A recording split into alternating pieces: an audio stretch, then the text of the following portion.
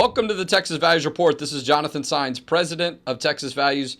Great to be with you on another glorious week in the state of Texas. This is the second installment of the Texas Values Report this week because there's so much going on, a lot to cover, a lot of people to hear from, a lot of good insight and information to share. So if you're watching on Facebook, share this, like it, get it into some chats and groups. As a matter of fact, I'm going to do that right now. I'm going to go to my own personal Facebook page. Let me see if I can find it here. And go to the Texas Values Facebook page in the feed. I see we're already live.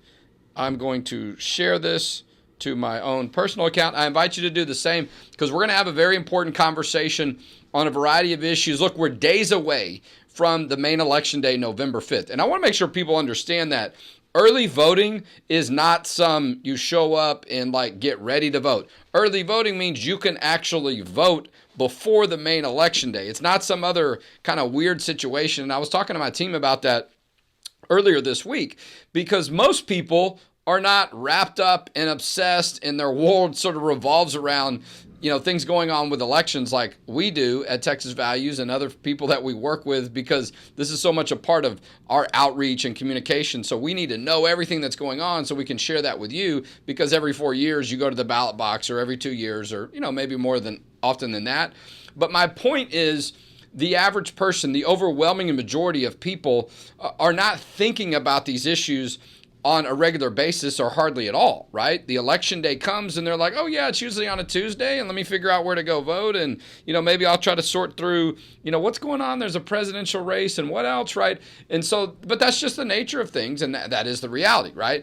And so when I say early voting, you might be like, well, what is early voting? Well, what about the election day? And I was trying to distinguish for our people when we tell people that when we talk about Tuesday, November 5th being election day, we started using the word main election day, right, as a sort of a modifier or a qualifier, so people know that that is not the only election day, or it doesn't mean it's different than early voting. Historically, and a lot of that is because the way we handle elections has changed. Texas and many other states have a lot of early voting, where I imagine there was at some point before where there was just election day and that was it. You voted on Tuesday, the first Tuesday in November, or you didn't vote at all, right? And so I just want to make sure people understand that. Now, why it's also important is typically, not always, okay? So don't get mad at me if you find out something different.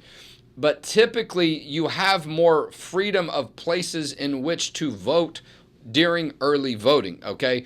And also, don't be confused. Last weekend, you could vote on Saturday and Sunday, which is very unusual. It is certainly unusual to be able to go to the ballot box on a Sunday. But that is not the case this weekend. Early voting ends on Friday, all right? There's no voting on Saturday. There's no voting on Sunday. I think there's some rule or law about, a space of time between the end of early voting and the main election day, Tuesday, November 5th. Nonetheless, don't be confused by that. Your friend went and voted last Saturday, so you're like, oh, I could probably vote this Saturday. No, you can't, all right? Friday is the last day of early voting. Now, sometimes on main election days, on Tuesday, you might see the ability to vote at different locations, but don't count on that, all right? Usually on the Tuesday, the main election day, there's one place that you can vote, and that's it. You can't float around to different places in your county like a lot of times you can do in early voting. Now, considering it's a presidential year, I can just about guarantee you the lines will be long on Tuesday no matter what time. Prepare accordingly. One way you can prepare is to vote today or tomorrow, Thursday or Friday, and then you're not in that situation. But sometimes it doesn't always work out that way. Have a plan, all right? Please. And check out our voter's guide that we're supporting, freevotersguide.com, txvotersguide.org or .com. You can use those websites. All right, I'm glad it's not just me that you have to listen to today to sort through some of this information, because I have one of my dear friends here, Debbie Georgatos, who's going to be our guest today on the Texas Values Report. She knows a lot about voting. She knows a lot about the importance of Christians during this time period. She also knows a little bit about politics. She does serve as the RNC committee woman for the state of Texas, but she has had an ongoing radio show and podcast for over 4 years. She has a background as a litigator and a political consultant, so she has a lot of insight on a variety of different aspects of what's going on between now and Election Day, November 5th. Also, and maybe she'll add this to her bio, she's going to be the MC for our Texas Values Gala this Saturday in Big D, north part of Dallas, near the Galleria at the Doubletree. Still an opportunity to get a few tickets that we have left. Debbie, welcome to the Texas Values Report. Jonathan, thank you for having me on. And I want to thank Texas Values for all the work you do in Texas.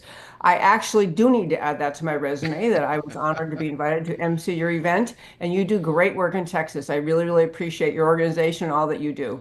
Well, the last time that we sort of saw each other and talked, I was in a car, not driving, everybody, on my way to Odessa, Texas, to support an ordinance, a common sense ordinance about making sure that women are protected from having men coming into their showers, locker rooms, and bathrooms. Same for young ladies on public property in Odessa. It also applies in private businesses if an individual has a conflict with someone and they have to enforce such a measure. And so, but I think it worked out all well. I think people could hear me for the most part, even though it gets tough sometimes in West Texas, but that's what we do. And look, that issue, Debbie, has become a central point of this election cycle. The Save Women's Sports issue, with no question, right? And I think that that's unusual. A lot of people aren't used to that. We certainly aren't used to some of our issues getting as much attention on the presidential, but that's the case. And I think a big part of it is because there are huge differences between the parties and candidates on this issue. And I'm hoping, we were talking about this before we came on, that allows Christian voters who can care a little bit more about such issues, because I think that a lot of these things are a result of people attacking the Bible and the Bible and God saying, the Bible saying God made them male and female. But we'll see. I mean, how are you feeling so far just about turnout? Do you think, I'm seeing some anecdotal reporting that Christian voting is coming in at a higher level. What's your impression? I absolutely believe that is true. Yes, across the country, there are more people turning out early to vote and really on the conservative side. And Jonathan, to your point a moment ago about why Christians should be especially engaged in this election cycle, the issues that we are facing in 2024 are not normally on the ballot, or at least not so prominently on the ballot. Especially with a national election, people always hear, well, it's about tax rates or border policy or military policy, but issues that focus squarely in on families, on the rights of parents to teach their children as they would like to, and also the rights of parents just to nurture and protect their children. These have never been so front and center, and you're exactly right. The two parties, the only, your choice for the president is basically between the Republican and the Democrat Party. The differences are vast. And I gave you one example I want to share with your listeners also before we came on. Governor Walz, who would be the vice president under the ticket under Kamala Harris, in Minnesota, the state where he is governor and policies he celebrates, they had a case just emerging in the news today where a dad lost custody of his children because he would not go along with the transgendering of a minor child. And as he decided to speak about that, went public, went on a podcast to talk about it, he's facing criminal prosecution. These are things that just are unheard of in American history. And I think that for people who think that politics is kind of for, money issues or things that aren't front and center to the Christian worldview, those Christian worldview issues are absolutely on the ballot this time. And I think that Republicans, I know that this is nonpartisan, but conservatives are far more committed to the idea we're going to defend our families, our churches, freedom of religion, and also just the rights of parents to protect their children from this agenda of transgenderism. That issue alone, I hope, would drive many, many Christian parents to the polls this time. Well, and look, you're right. I mean, there's a lot of focus on the economy, right? Inflation, the cost of groceries, gas, you name it, has gone up substantially. So that's, like Bill Clinton said, it's the economy, stupid, or something to that nature. I think there's a lot of truth to that this election, a lot of focus on the economy. Border security, huge huge issue, right? We're even talking a little bit more about it because we think it impacts families. It can impact the life issue. It impacts the lives of individuals and so on. But then right under those two, if not education as well, or some of the things you just talked about, the life issue. And I don't like the way it's positioned. To some extent, you see President Trump sort of not talking about it as much, what other people want to think about that. But the left is, right? They're trying to, and that allows Christians to say, well, what about the babies that are born alive as a result of a failed abortion, and the fact that Tim Walz has taken a position of not wanting to protect those babies. But you know what I heard in an interview last week, I believe, was Kamala Harris was asked the question about what about religious freedom protections and exceptions when it relates to the government forcing people to cover for abortions and things of that nature. And she seemed to indicate she didn't think there needed to be any exceptions. Those are historically, it's been the case, right? It's one thing, and I don't agree with this, it's one thing if a woman is deciding to take the life of her child, and in Texas, you're not allowed to do that, and we fully support that. But her position is far beyond that. They not only support the woman taking the life of their child, they're not going to support that baby if it's a result of a failed abortion and the baby's born alive. But also they want to force people who are religious and religious entities to cover those type of things with insurance and not have any exceptions. Look, I mean, it just, and that's what I was talking about in the intro, the difference on a lot of our issues. There's such a big divide and a difference that I think it should make it easy for Christians to come up with a vote that they support, and also to see if you're not involved in this, someone's going to be making those decisions for you. The issues you care about are very much on the ballot. Stepping aside and away from the personalities of the candidates and saying, where are they on the issues? And so, and I hope a lot of people are focusing on that. But for, 2, 4, 6, if not 8 years, we hear information saying, boy, we expect, 40 million Christians not to vote. And so I don't like that these issues are happening, but they are. And so hopefully that will inspire Christians to say, okay, I realize these things matter to me and they're going to be decided and I should participate, and so we'll see though. I mean, I'm hearing some good things, but look, a lot of people still haven't voted. Absolutely. I do want to mention a couple of things on the life issue. I'm so glad you raised it. Recently I do some other media interviews, and there was one earlier in the week they were asking about some poll that talked about how younger women are so strongly in support of pro-abortion that, the Republican Party ought to quiet down a little bit, or the conservatives should quiet down about life.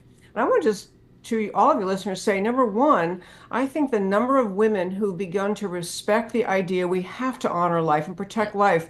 Women are natural nurturers. They are the mothers. I think the number of women who support the idea of protecting unborn children, that's a growing population. And I don't think we should ever agree with any argument on the left that somehow women are the ones who would strongly support abortion in any case. Number two is, you made this allusion a moment ago, and it's just so important to think about.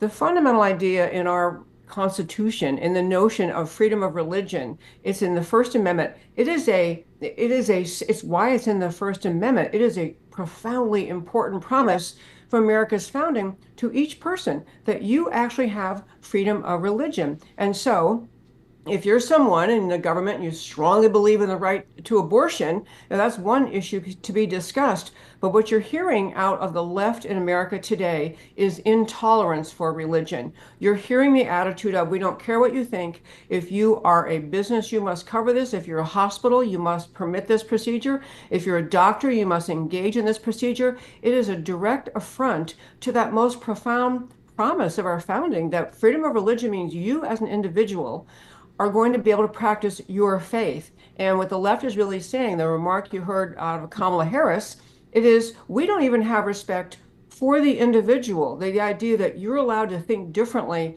than what we, the left, thinks. I just think that should alarm people, that there's just a fundamental rejection of the notion of the importance of religious freedom and the importance of individuals to be able to carry that forward.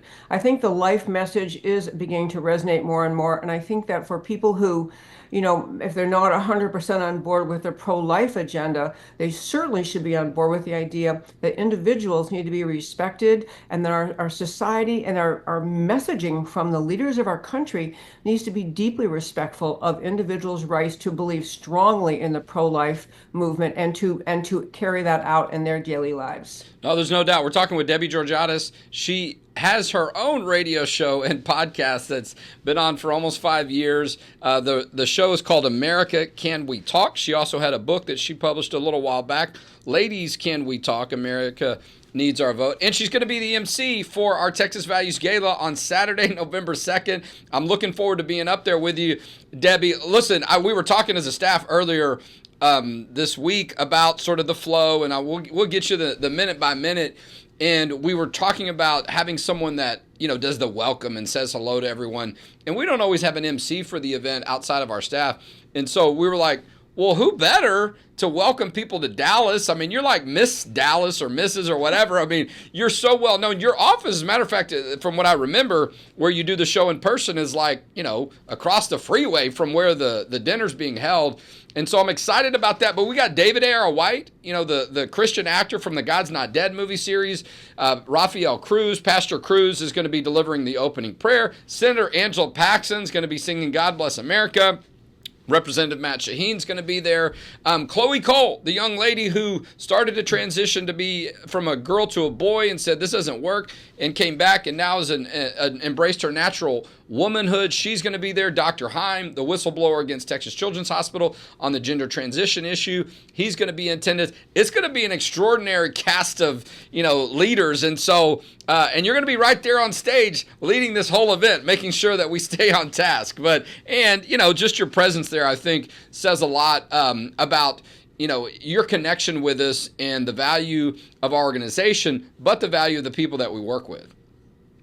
Absolutely. I'm honored that you invited me. I've actually watched the most recent movie, the David A.R. White movie. I can't wait to hear him talk about that. The latest God's Not Dead was just really, it was so well done. And the entire lineup you just mentioned, these are really very well-respected people in Texas, people widely known, and who are just, they have, there's an energy and a joy and a passion they bring to politics. They're not the stiff politician type. They bring life to the Republican movement, or the conservative movement, the pro-life movement, the pro-Texas values kind of movement. This will be a very high energy event, and I'll be honored to. I'm very grateful that you offered that I get to MC it, and I will try to contain myself and not talk more than I'm supposed to. But you're doing a great job. And I try to think more about this every year when we're talking with our team and our event planners and so on. It is a dinner, right? People are there though to have a meal. So I just want people to know we got an extraordinary meal for you. I'm telling you, it's going to be delicious, right? So that is important. That's that basic need. People sit down. And so we're doing a lot of different things to make this event special. Just 2 to 3 days before Election Day. This is your last chance to get inspired, right? To get refreshed. People are worn out, right? It's been tiring. I was at an event till almost 8:30 last night. I'm going to one later today, next week, and then our event.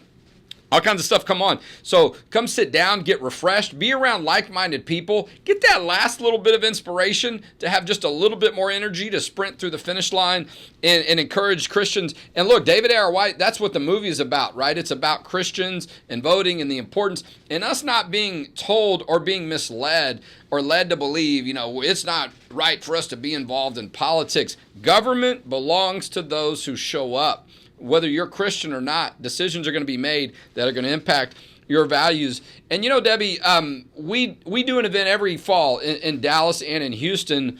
But look, I'm a Houston guy, so I like Houston. I favor them. But it is Big D, right?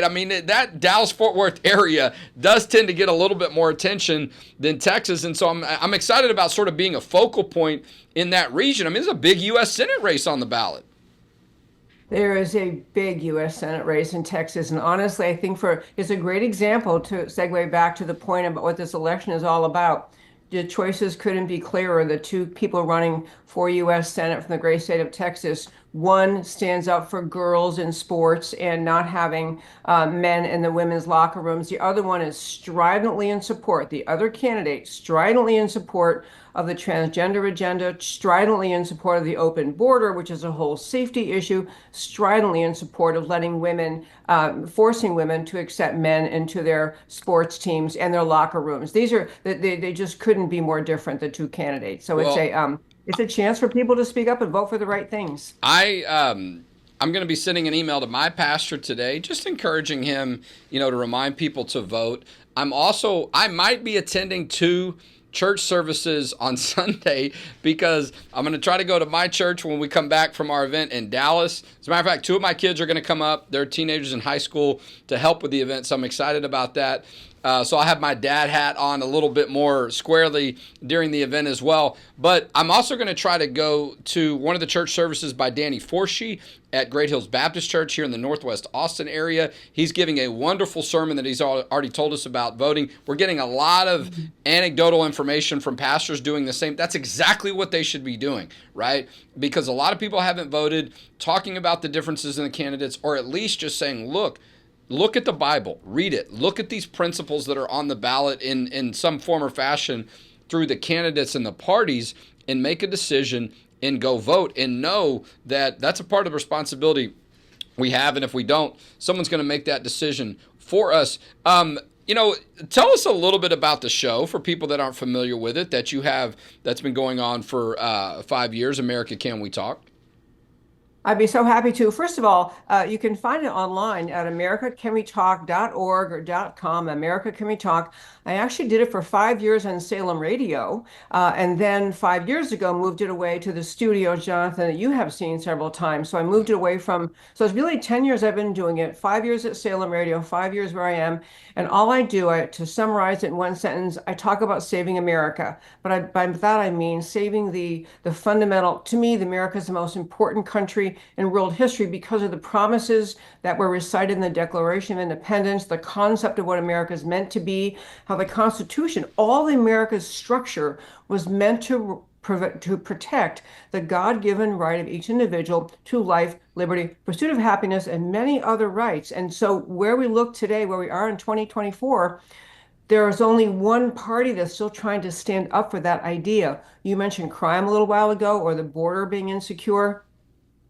As a Christian, even if you don't vote on issues mostly, if you are able to say, do you want to vote to keep America secure and not have Venezuelan gangs entering America unrestricted? Do you want to keep neighborhoods safer? To me, that's a way of loving your neighbor as yourself. It is saying, I care enough about my community. I don't want our city, our community to be dangerous. So there's a very stark contrast. And those are kinds of things I talk about on my show. I talk about national security and border policy and economic policy and girls and getting girls sports. I talk about a wide range of issues, but they always boil down to, and they're tethered by this idea that every generation of patriots has the job to defend their country. And that's what my show is all about, defending America and keeping America safe and secure and rooted in our constitutional rights for many, many generations to come. No, those are important issues. I was talking about that on a local program in the Houston area last week, and we went into a little bit more depth on the border security issue and immigration. Not something I do often, but from time to time, and it's something, those are issues I care about and have some perspective on.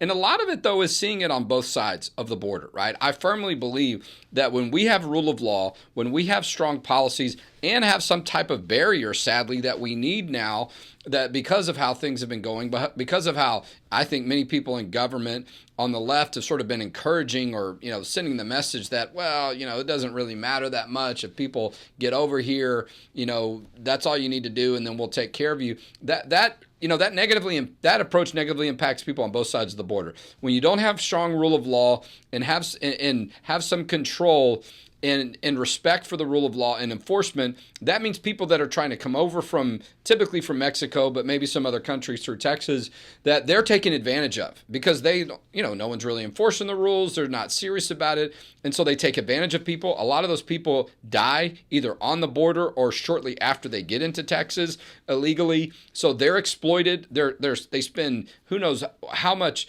money just to try to get over here. A lot of times, They're misled, just a variety of horror stories that we've had. And so that's not helping people as well. They've been taken advantage of in many ways because of those lack of enforcement on policies. And so as family, a lot of times unborn children are dying in those situations. It's awful.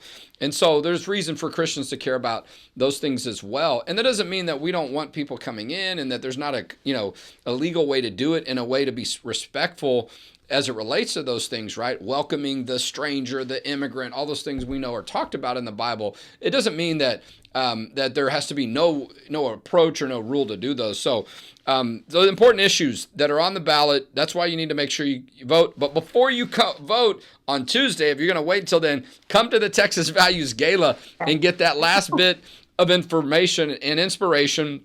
It's going to be absolutely extraordinary. I know that Reverend Cruz is going to have a barn burner speech, if not, a prayer at the beginning. He's always got a lot to say and certainly leaves an impression, and you do as well. Debbie, listen, thank you for your friendship. Thank you for being our MC for the event. Going to have a wonderful event on Saturday. Then we're all going to put out those reminders for Election Day on Tuesday, and we'll have to have you back on the show. Maybe I can get back on your show somewhere in November, because there'll be a lot to talk about after November 5th.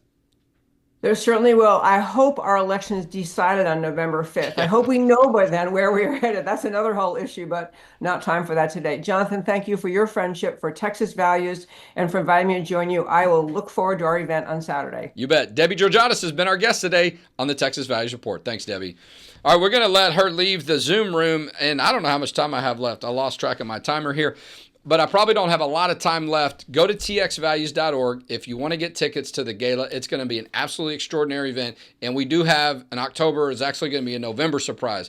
We have a special guest that's getting an award on the Save Women's Sports issue. I'll give you a little bit of a clue, will be attending the event. She's not on the program. We're not announcing it. You've got to come to the event and be a part of it to get the benefit of that. And I'm doing that on purpose to sort of, have you interested and curious and come to the event. So we're going to announce that award winner there. It's going to be absolutely extraordinary when you hear her speak. The moment when she comes to the stage, I'm looking forward to it. She's going to be receiving the Kelly Shackelford Award, which is an award we give out every year to someone who distinguishes themselves on the issues of faith, family, and freedom. Go to txvalues.org. You can get those tickets today. Just a couple left. All right. We have had a lot of interest this week, and we're excited about that. But I'm excited about being a part of it. We're going to have some tremendous silent auction items, a lot of wonderful opportunities to invest in our work. Special video from Senator Ted Cruz, special video from Lieutenant Governor Patrick is going to be a part of the program. So we're looking forward to that. And, I did some wrap up earlier in the week about my time in Odessa. There's a great blog post on that and some of the work we did in supporting an ordinance that was passed, common sense ordinance. A lot of national news on that. We also sent an email out about how you can be a watchdog. You can send an email to enforcement@txvalues.org if you think that local governments are not enforcing some of our laws, or they're trying to take the advice from the Biden administration on the definition of sex and allowing some of these things to happen that we know are illegal because courts have struck them down. So check your email if you didn't see our email on that. And if you don't get our source, our information, sign up. Go to txvalues.org. We send a couple of emails out every week. This week's a little bit higher with Election Day on next Tuesday, the main Election Day next Tuesday, and our gala and event coming up, a lot of reminders and so on. In Amarillo, there's a big ballot initiative that we're supporting on the life issue. I think it's Proposition or Ballot Initiative 4. I could be wrong on that, but the life issue on there, we're supporting that in Amarillo to protect women and our pro-life laws out in Amarillo. Several states, if you're listening from another state, Nebraska, Arizona, those issues are on the ballot. Florida, so make sure you vote pro-life in those circumstances. And you want to know where the candidates stand, go to texasvotersguide.org or txvotersguide.com to get some of those great resources to see where the candidates stand. Those aren't endorsements. It simply tells you where they fall on a particular spectrum, and to get some information about, how they voted, how they answered questionnaires, who's supporting them, who are they supporting, and all that good information. Listen, we need your support. I know it's, this show we're broadcasting today on October 31st, which I'm aware is Halloween. I'm on the celebratory side, not the Gothic side. Nonetheless, it's the end of the month. That means we've got bills to pay by the end of the day today. We are a nonprofit organization. We are a business. We cannot do the work we do if people are not donating to us. We thank you for your generosity, but we are not where we need to be this month. We got a big event in 3 days. We got a lot of stuff going on with election information. TXValues.org. We have a $2 million budget. We're way behind. Please make a donation today at TXValues.org. We're a 501c3 nonprofit organization. That's how together we can protect faith, family, and freedom in Texas. And we'll talk to you next week on the Texas Values Report.